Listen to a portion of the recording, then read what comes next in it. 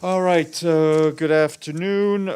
This morning you saw the Secretary General say that we have all seen the tragic images coming out today of the monumental humanitarian, economic, and ecological catastrophe in the Kherson region in Ukraine. He said that the UN has no access to independent information on the circumstances that led to the destruction of the Kakhovka hydroelectric the Kharkova hydroelectric power plant dam, But one thing is clear, the Secretary General pointed out, this is another devastating consequences of the Russian invasion of Ukraine, adding that we are seeing the effects in the city of Kherson, the town of Nova Kakhovka, and 80 other towns and villages along the Dnipro River. Our humanitarian colleagues are telling us that Ukrainian authorities are supporting the evacuation of some 16,000 people, estimated to be directly impacted by the flood, arranging emergency bus and train evacuations. Those evacuating are likely to go to neighboring Mykolaiv and Odessa. In the south of the country, other regions stand ready to receive people as well, we are told. Our humanitarian colleagues say that the scope and the impact of the destruction of the dam and the depletion of the Kakhovka reservoir, which is formed by the dam, is under assessment, but are projected to have severe and long-term consequences on the humanitarian situation in the area. They warn that flooding and fast-moving water can move mines and explosive ordnance to new areas which previously had been deemed safe, thus putting even more people in danger. Emergency humanitarian response is underway to provide urgent assistance to the over 16,000 people impacted by the flooding. That includes water supply, cash assistance, legal and psychosocial support. Humanitarians have also deployed multidisciplinary mobile teams to train and bus stations across the region that are receiving people from the evacuated areas. I do understand there will be a Security Council meeting on this at 4 p.m. this afternoon. I do expect a briefer from the Secretariat. Who that person will be is not yet clear, but hopefully will be clear before 4 p.m.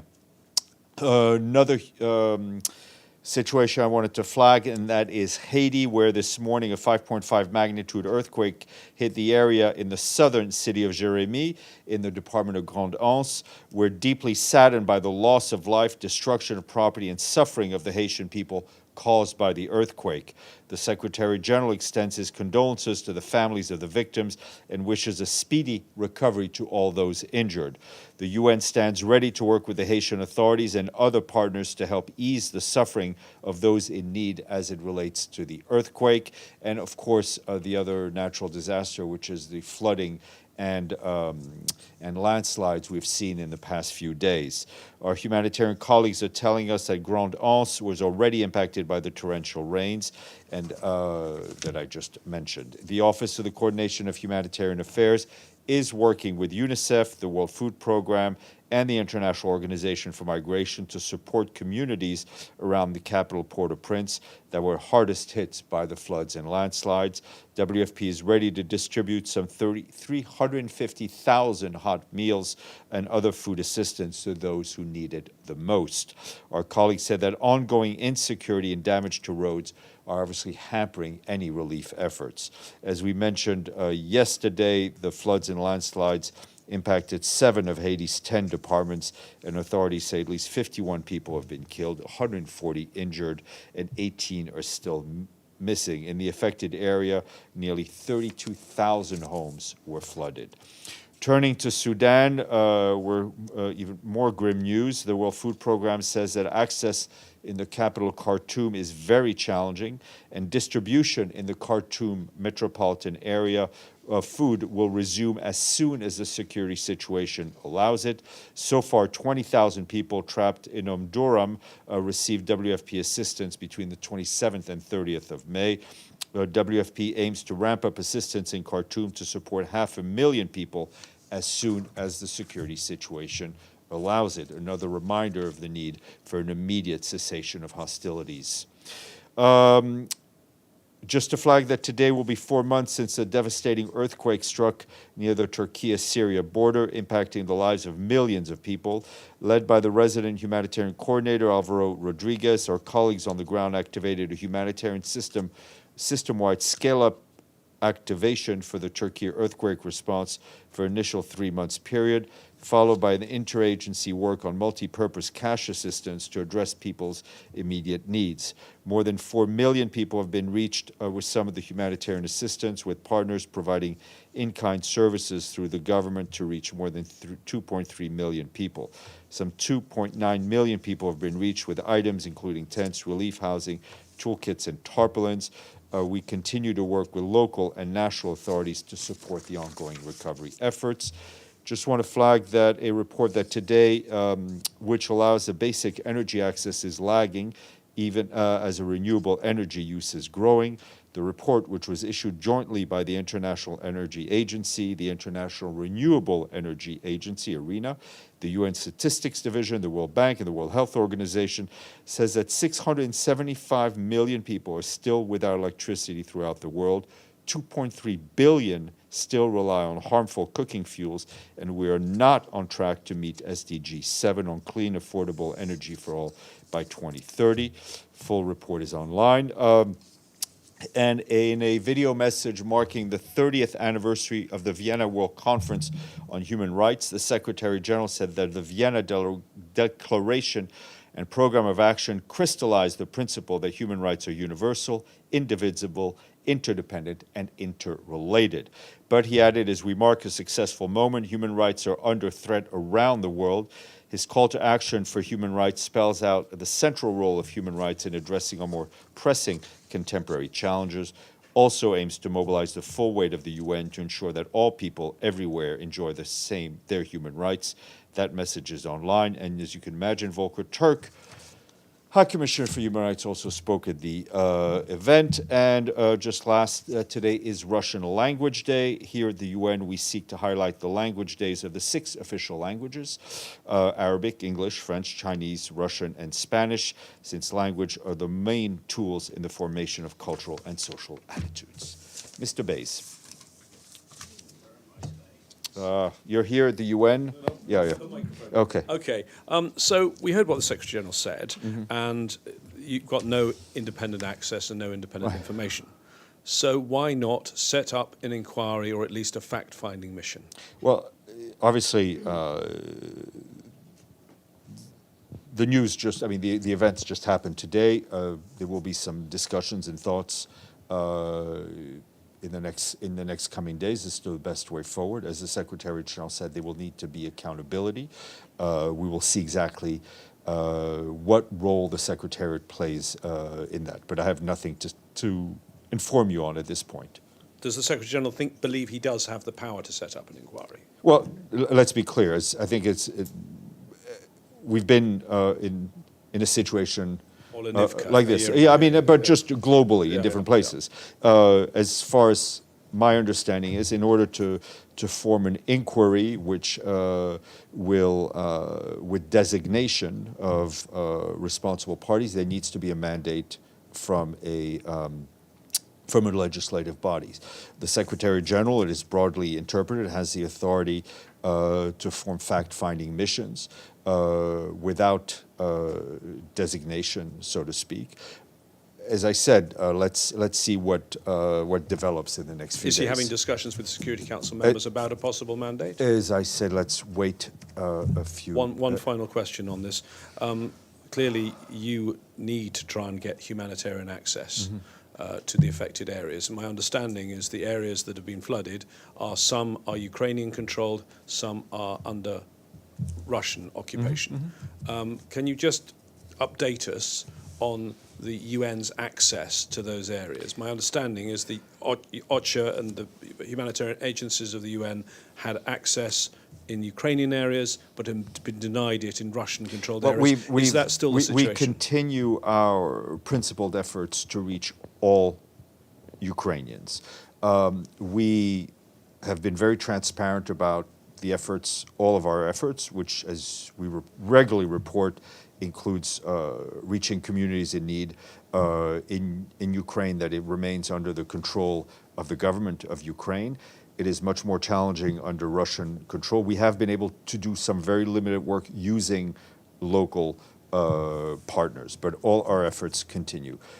Pam?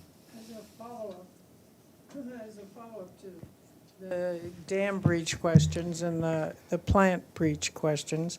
Has the UN had any agencies, OCHA or any others, deal with the dam itself and know what the conditions were at the dam at the time of the breach? And are other agencies also trying to No, get I mean, we had no role in maintaining or inspecting that dam. Okay. And are there any other agencies, UNICEF or anybody else, who are dealing with the impacts? Yeah, I mean, our Office of the Coordination of Humanitarian Affairs is doing exactly that. They are coordinating among the different agencies. Who precisely is there? Yeah, I mean, we will try to get, as you know, this happened just a few hours ago. They will try to get as many people in as possible to help. Edie. And as another follow-up on this, since the United Nations has a whole environmental agency, in terms of the environmental damage, is that an issue that the UN should be taking the lead on in trying to assess the environmental impact of the break?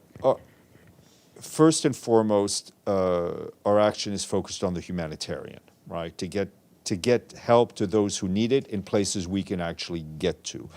There are, of course, and it's not difficult to imagine, huge potential environmental impact. Our colleagues at the Food and Agriculture Organization are also very concerned about the agricultural impact. A number of the areas that were impacted were newly seeded for harvesting later in the year. We could also see when you have water in a dam, it could also have accumulated all sorts of toxins, which are now released. This will also have an impact on livestock. So, as the Secretary General said, this is humanitarian, huge humanitarian impact, ecological, and obviously an agricultural as well. Deji. A follow-up on James' question. You just mentioned that UN has no access to Russia-controlled area in Ukraine, but as I understand, I think somewhere, sometime you or Farhan said that actually NGOs in Russian-controlled areas, they were doing. Well, that's what I just said. I said Yes. we've been able to do some limited work with local partners. Okay, so because we know the dam is in Russian-controlled area, has the UN contact with the Russian side to talk about, how to fix the dam and how to deliver we the continue humanitarian to assistance? our principal efforts to gain access to all Ukrainians.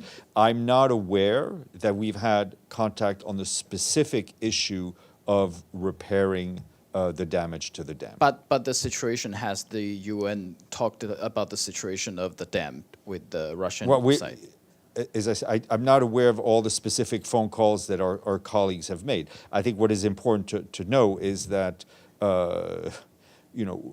water knows no front lines. I mean, the water will go and devastate the areas where it'll flow naturally, and I think we've all seen the projections. Okay, I got another question on Black Sea Initiative. My colleague in Ukraine, if I get this information correct, President Zelensky today talked about the ammonia pipeline. He said, if you ask me whether this work can be restored, my understanding is yes, if necessary. Would this be a possible breakthrough of the Black Sea Initiative? Look, there are, as we've said before, there are times when we engage in very public diplomacy on our efforts with the Black Sea, with the issue of the Russian grains and fertilizer, and there are other times where we operate below the waterline. So this is one of these submarine moments. Discussions are ongoing constantly, and when we have something concrete to announce, we will. Margaret, then Abdelhamid. Steph. Iran unveiled a new hypersonic missile that can travel 15 times the speed of sound today. Does the UN have any reaction to it? Is it a violation of Security Council resolutions? Let me put it this way. I don't have the data and information to opine on that. We do believe that Iran needs to live up to its commitments regarding Security Council resolutions. Abdelhamid. Thank you, Stéphane. I have two questions on Sudan and Palestine. Since the letter sent by Burhan to the Secretary General asking him to remove Volker Perthes, have you noticed that the escalation went too high now? Is there a vacuum now? There is no special envoy on ground? Is the Secretary General... well, it's two, those are two facts, right? Yeah. There's a fact that there's been an escalation on the ground. Yes. And nothing is going in the direction we want it to go in terms of stop the fighting. It's having direct impact on our ability to help the Sudanese people while the Sudanese generals fight. Volker Perthes is not in Khartoum. I will let you, as a journalist, as an analyst, to say whether or not it's a link.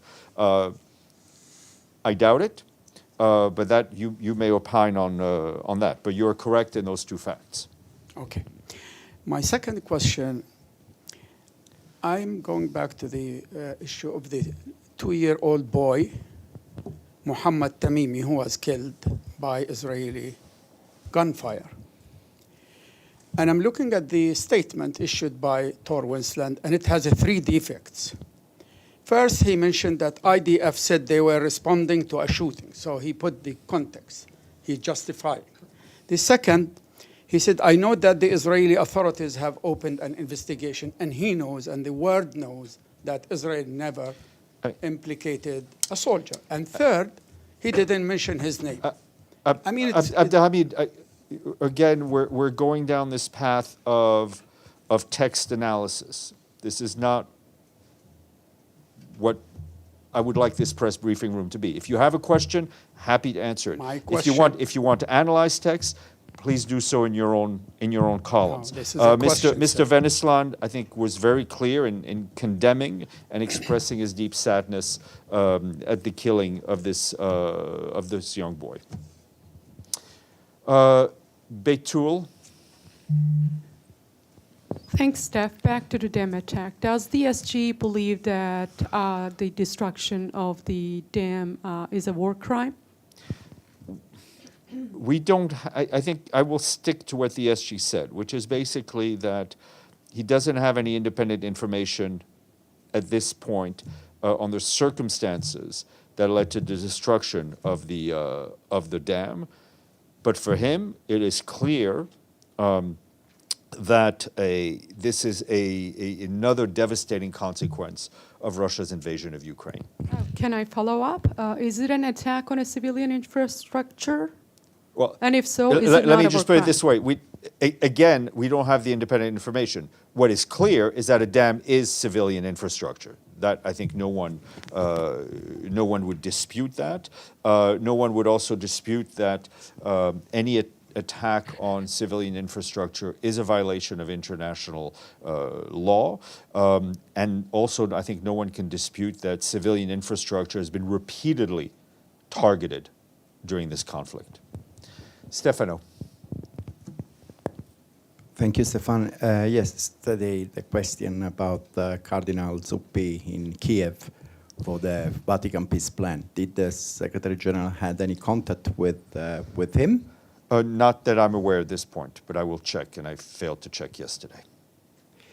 And then I didn't do my homework. Okay, and then a follow-up on what my colleague asked. Was the Secretary General surprised by this attack? Or, like the French say, à la guerre comme à la guerre, what is the surprise? I don't think the Secretary General does not would not adopt the flippant meaning of the French expression you just used. we continue to be shocked and saddened by the level of destruction and the level of suffering in this conflict. Deji, and welcome back, by the way. Oh, two questions. First one on Nord Stream. Today, the Washington Post filed a report, an exclusive report said U.S. had the intelligence of detailed Ukrainian plan to attack Nord Stream pipeline 3 months, I think, prior to the attack happened. Anything the UN has to say on this? Nothing that we haven't said before. And the second one, it's also a quick one, so Pam, it'll be fine. It'll be so fine, today, Iran reopened its embassy in Saudi Arabia. Does the UN think it's a positive move in the region? I think any time two countries, especially two countries with so much influence in that area, in the Gulf, are engaged in open and constructive dialogue, it is helpful to the region. Pamela. Thank you, Steph. Did you say, I mean, have you gotten more confirmation on what you said, that there might be a Thursday stakeout by the SG Yes, I expect on AI? yes, the Secretary General will launch a policy brief on information integrity, and Right. I don't know exactly when and where, but it will be on Thursday. And Where he will he take would questions. take questions Yes, at a ma'am. stakeout. Okay, great, thank you. And we don't know the timing, right? Somebody knows, just not me right now. Thank you. And on Haiti, Mm-hmm. there was already flooding before the earthquake. What extra, I mean, are there extra attempts to get rescue of people and I mean, food there? we're you know, as I mentioned, our colleagues, especially on the WFP and UNICEF, are doing whatever they can to reach the people in need. The problem, obviously, between an earthquake, landslides, and flooding, it makes the roads very complicated. And on top of that is the continuing high level of insecurity. Right, sorry, as a follow-up, there was a plan, I think it was almost a year ago, for WFP to use drones to drop food, like food. I don't know. We can check with Okay. WFP. All right, thank you. Okay. Linda, and then I see Paulina, the drone, hovering. Yeah. I have a quick question. Stéphane, I was wondering, have there been any results from any of the UN investigations of the destruction of infrastructure in Ukraine?